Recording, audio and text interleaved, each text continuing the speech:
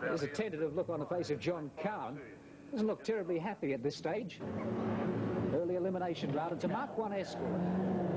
Tight line through there at 86 at the end of the straight, so we're slightly off the pace and trying to pick it up here. Centre road, good lines, final bend, and just caught the edge of it, end for end and upside down.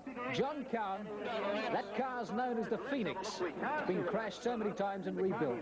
Cowan's out of the car. Let's look again at how he did it. He came to that final bend, he set it sliding to get set up for the corner. He got too far wide, got into the wrong camber, caught the tail end, flipped it up, end for end, completely over and upside down.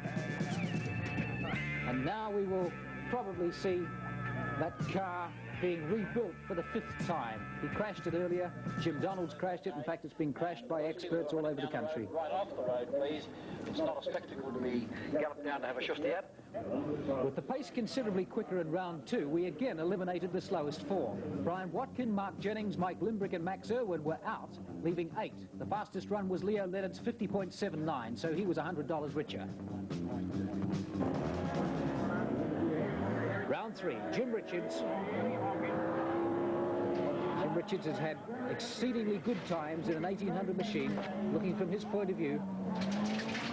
Quick right-hander here, setting up for a left-hander coming up. Richards' best time, 52.8 at the moment. Very clean. A little bit wide at the end there, on the line, 51.42 for Jim Richards. 51.42. Now that will be hard to beat, and I very much doubt if anyone will put him out of the final. Leo Leonard, our number 2 seed and second starter in round 3. Leo's had a best time so far of 57.9, 50.79. He's been looking at 100 miles an hour at the end of the straight. He's had beautifully tight lines, typical of a circuit driver all day. He's picked up almost half a second a lap. 100 miles an hour at the end of the straight for Leo Leonard. Power on through that corner. A lovely tight line. Using clay where the traction is, in the middle of the circuit, straight lining as much as possible. Watch the final bend. Let's have a look at his time as he comes to the finish line. 51.20 for Leo Leonard. 51.20 should qualify him happily for the semi-final. Leo Leonard will be pleased with that run. Paul Adams is 3rd runner in round 3. This is another 5-speed 2-litre escort. Now watch the gear changes. It's to 2nd gear at the top of this brow, round to the right. Little right-hander coming up, 4th gear. Back to 3rd, dabbing the brakes. Into 4th again.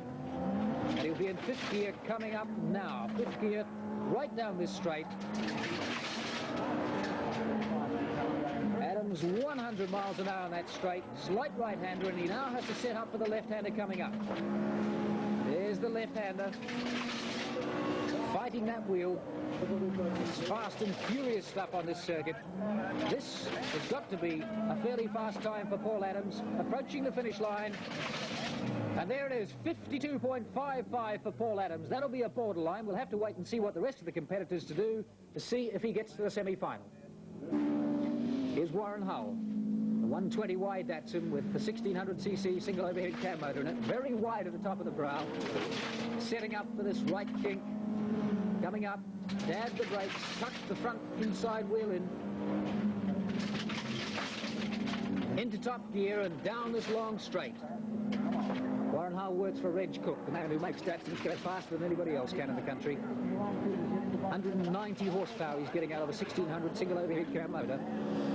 The light nature of this car makes it a little hard to keep in a straight line. It's quite twitchy sometimes, the back end sliding very, very easily. Watch the tail, nice tight line as he comes to the final bend. And 52.69 for Warren Hull. 52.69. John Woolf, Mazda RX-3, it's a 13B developed to stage 3. 102 miles an hour.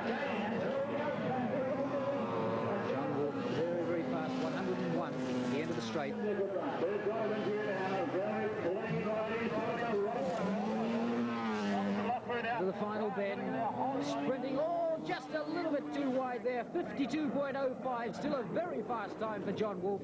He'll be happy with that and should put him through to the final, certainly to the semi anyway.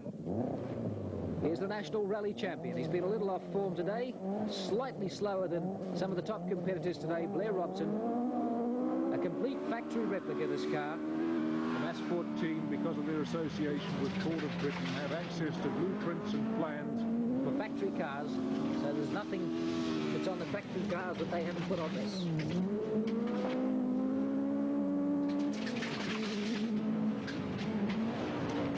Blair Robson, the current National Rally Champion, being shown up a little bit today by some second fighters.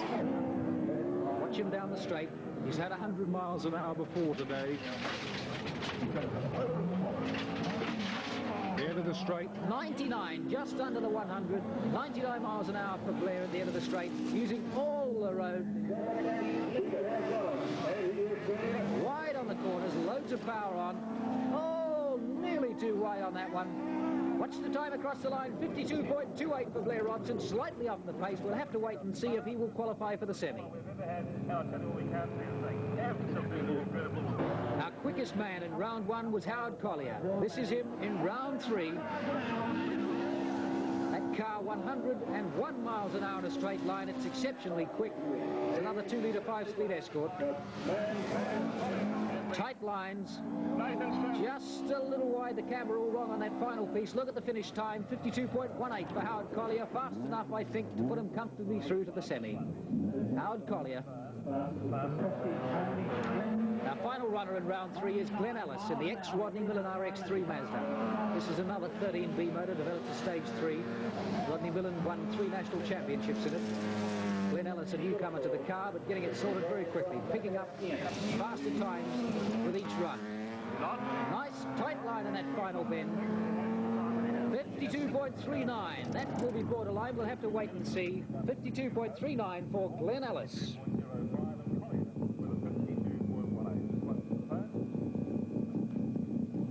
From round three, take out Paul Adams, Warren Hull, Blair Robson and Glenn Ellis. Leo Leonard again had the fastest run at 51.20, so we have 4 starters for the semi-final.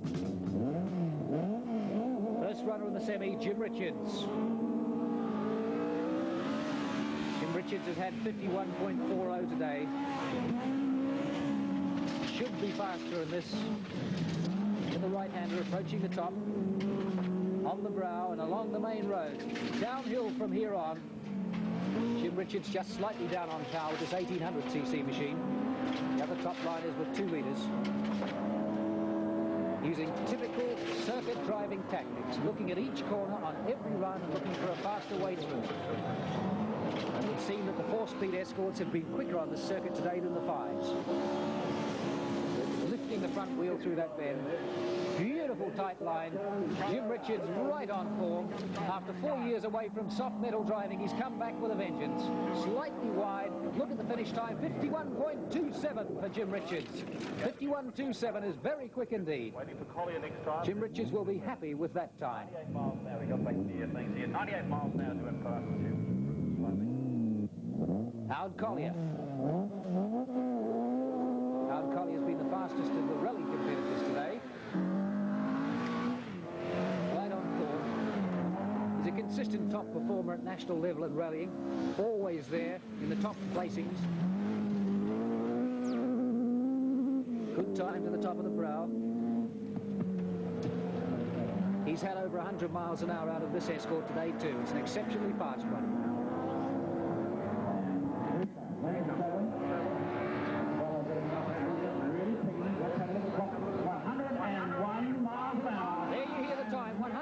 Miles an hour for Howard Collier at the end of that straight. Tight lines. He needs better than 51.27. Jim Richards' time of 51.27. Too wide on that corner. Losing hundredths of a second, and they all count 51.47.